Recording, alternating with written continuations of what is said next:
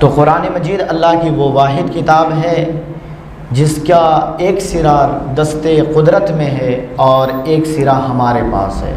اور ہمیں کیا تعلیم دی گئی ہے کہ وَاعْتَصِمُوا بِحَبْلِ اللَّهِ جَمِيعًا، کہ اللہ کی کتاب کو، قرآن مجید کو مضبوطی کے ساتھ تھام لو گے تو تم کبھی بھی گمراہ نہیں ہوگے۔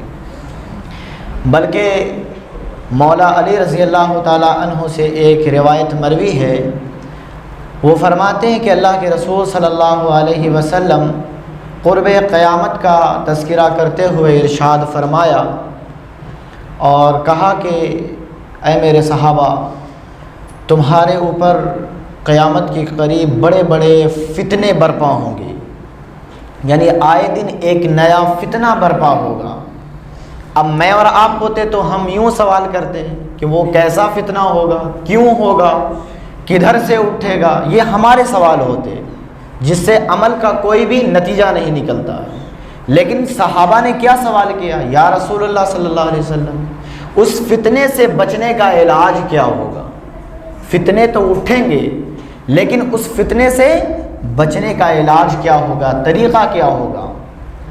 تو اللہ کے رسول صلی اللہ علیہ وسلم نے بیان فرمایا کہ اللہ کی کتاب قرآن مجید کو اگر تم مضبوطی کے ساتھ تھام لیتے ہو، پکڑ لیتے ہو، تو پھر کتنا بڑا بھی فتنہ ہو زمانے میں تم اس سے محفوظ ہو جاؤ گے۔ بلکہ قرب قیامت کے فتنے کا ذکر کرتے ہوئے میرے حضور نے ارشاد فرمایا کہ تمہارے اوپر ایسا بھی وقت آئے گا کہ تم صبح کو مومن ہوگے تو شام کو کافر ہوگے، شام کو کافر ہوگے تو صبح کو مومن ہوگے۔ یعنی اس طرح انسان کا جو اعمال ہے یا ایمان ہے وہ بدلتا رہے گا، یعنی اتنے فتنے میں انسان مبتلا ہوگا۔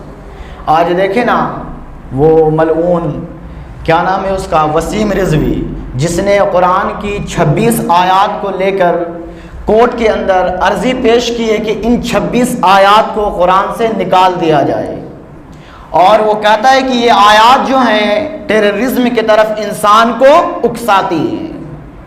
میرے بھائی، اسلام وہ مذہب ہے، ہم اس اسلام کے ماننے والے ہیں۔ اسلام کا معنی ہوتا ہے سلامتی کا، اور قرآن کہتا ہے یا ایھا الناس قتل الناس جمیعا، کہ جس نے ایک انسان کو بے وجہ قتل کیا اس نے ساری انسانیت کو قتل کر دیا۔ یہ کیسے ٹیررسٹ کی بات کر سکتا ہے؟ بلکہ قرآن کہتا ہے ومن احیا فکأنما احیا الناس جمیعا، کہ جس نے ایک انسان کی زندگی بچائی، جس نے کسی ایک انسان کو زندگی بخشی، اس نے ساری کائنات کو، ساری انسانیت کو زندگی بخشی۔ تو میرے بھائی، ہم اس اسلام کے ماننے والے ہیں۔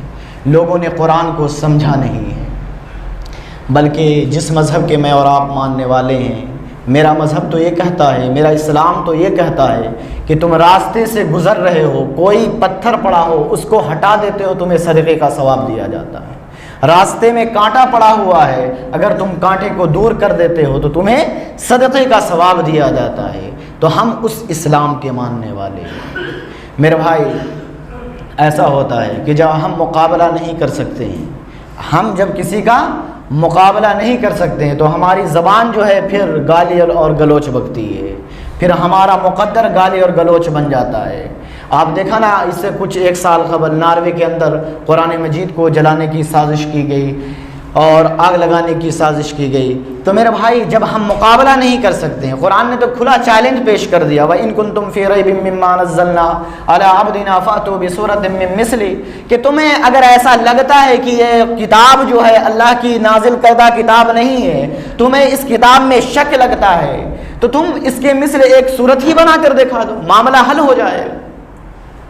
امام فخر الدین رازی لکھتے ہیں کہ اگر عرب جو تھے وہ تو بڑے، ان کی عربی جو تھی فصاحت تھی، بلاغت تھی، ان میں وہ شعر و شاعری کیا کرتے تھے، اگر وہ قرآن کی مثل ایک صورت ہی لا کر دکھا دیتے تو بدر اور احد کی لڑائیاں نہیں ہوتی۔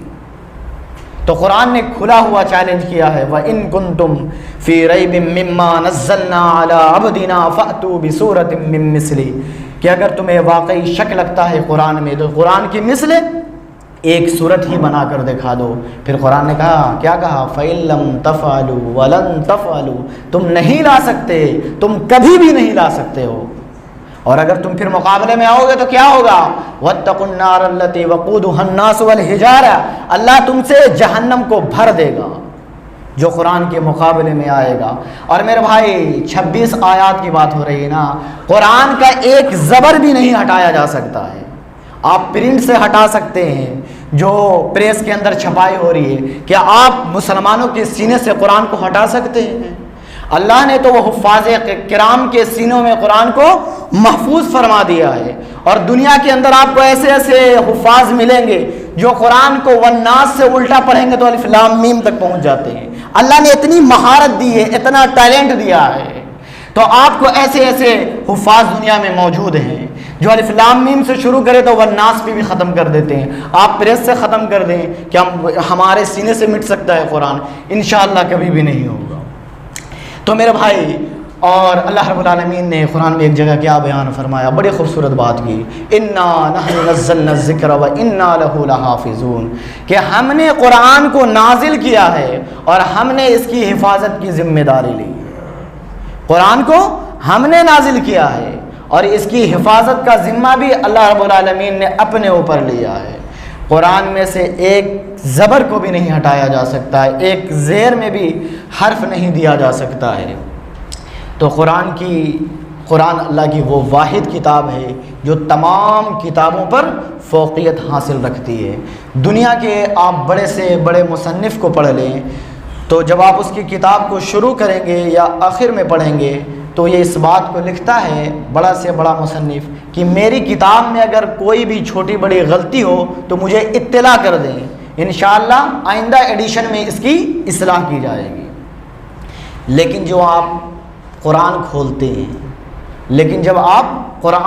ہیں تو کیا پڑھتے ہیں؟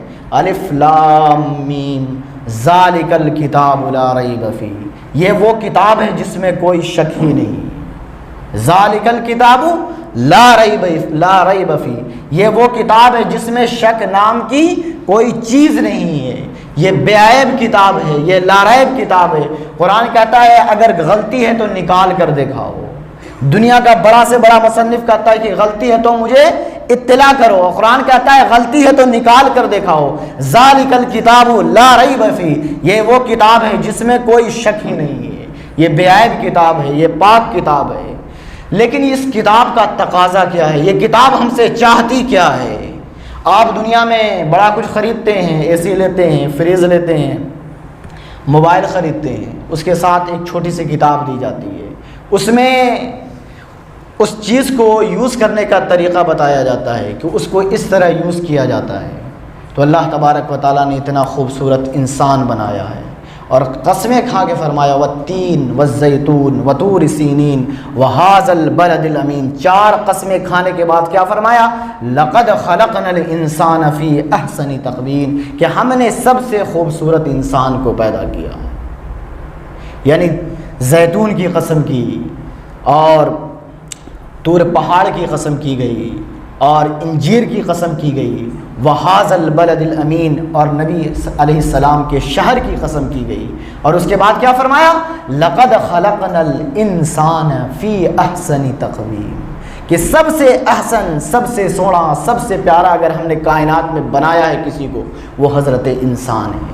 جب اتنا خوبصورت انسان کو بنایا ہے تو اس کو بھی زندگی گزارنے کے لیے کوئی کتاب دی جائے، اس کو بھی بتایا جائے کہ تمہیں اپنی زندگی کیسے گزارنی ہے۔ آج دنیا میں کوئی سامان بناتا ہے تو وہ بتاتا ہے کہ اس کو اس طریقے سے یوز کیا جاتا ہے، اس کے استعمال کا یہ طریقہ ہے۔